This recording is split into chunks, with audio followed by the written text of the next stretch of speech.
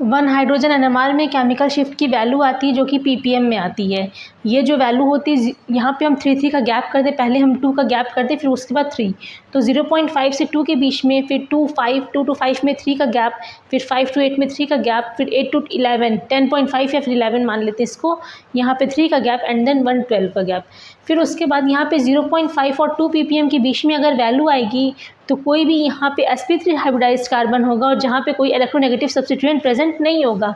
और जब 2 से 5 के बीच में आएगी तो वहाँ पे कोई भी sp3 हाइब्रिडाइज्ड कार्बन तो होगा लेकिन वहाँ पे कोई भी इलेक्ट्रोनेगेटिव सब्स्टिट्यूएंट प्रेजेंट होगा। ये साइन इलेक्ट्रोनेगेटिविटी का एटम का है, ठीक। और 5 to 8 जब होगा तो वो कार्बन कैसा होगा, sp2 हाइब्रिडाइज होगा और 8 to 10.5 में CHO ग्रुप प्रेजेंट होगा और 10.5 to 12 में कार्बोक्सिलिक एसिड ग्रुप प्रेजेंट होगा। यहाँ पे एक वैल्यू 3 ppm पे आएगी तो वहाँ पे हाइब्रिडाइजेशन होगा कार्बन का sp हाइब्रिडाइजेशन। ये वैल्यू बहुत ही इंपॉर्टेंट है, अभी जब हम नेक्स्ट क्वेश्चन सॉल्व करेंगे तो हमें ये एकदम अच्छे से याद होनी चाहिए। अभी हमने हाइड्रोजन एनएमआर में देख लिया केमिकल शिफ्ट की वैल्यू, हम देखेंगे C13 एनएमआर में केमिकल शिफ्ट की वैल्यू कितनी आती है। जब कोई भी sp3 कार्बन होगा जहाँ पे कोई भी इलेक्ट्रोनेगेटिव सब्स्टिट्यूएंट नहीं होगा तो वहाँ पे वैल्यू कितनी आएगी, 10 to 40 ppm के बीच में आएगी।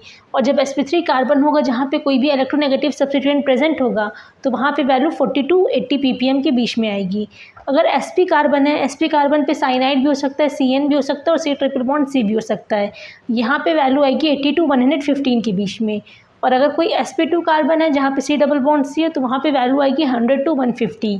और यहाँ पे C डबल बॉन्ड O है, कोई भी एल्डिहाइड या कीटोन ग्रुप होगा तो वहाँ पे वैल्यू आएगी 150 to 220 ppm। यहाँ पे हमने इसको 2 लाइन में लिखा है 10 to 40, 40 to 80, 80 to 115, क्योंकि यहाँ पे 80 to 115 के बाद क्या हुआ है, फिर से 100 आ गया है तो 100 to 150 एंड 150 to 120। ये हमारी केमिकल शिफ्ट की वैल्यू हो गई C13 एनएमआर में। ये लर्न होनी चाहिए। 1 हाइड्रोजन एनएमआर की वैल्यू 1 लर्न होनी चाहिए। तो हम यहाँ पे ये देख सकते हैं कि जब भी हम कोई भी कंपाउंड स्ट्रक्चरल डिटर्मिनेशन का फॉर्म वो क्वेश्चन सॉल्व करेंगे तो हमें क्या क्या चीज़ें पता होनी चाहिए।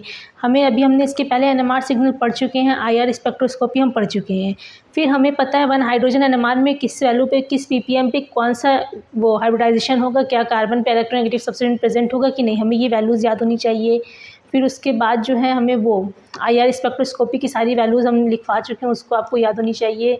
फिर नंबर ऑफ़ सिग्नल्स निकालना आना चाहिए, मल्टीप्लिसिटी निकालना आनी चाहिए। और यहाँ पे एक हमने देखा है C13 एनएमआर पे कितनी वैल्यू आएगी, ये हमें लर्न होनी चाहिए। इतनी चीज़ें हमें लर्न होनी चाहिए। इसके बाद हम सीखेंगे फिर ऑक्सोक्रोम और क्रोमोफोर, हमें पता है कि कब स्ट्रक्चर जो है कलर्ड होगा, कब नॉन कलर्ड होगा, ये चीज़ हो गई।